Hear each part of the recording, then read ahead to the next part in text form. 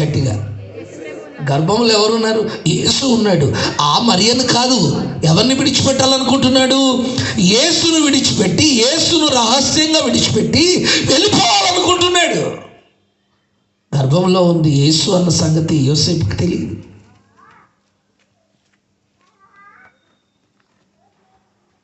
ఒక లోక రక్షకుడు శరీర అవతారం ఎత్తి ఈ లోకంలోకి రాబోతున్నాడని, వారి పాపము నుంచి, శాపము నుంచి విడిపించబోతున్నాడన్న సంగతి యోసేపుకు తెలియదు.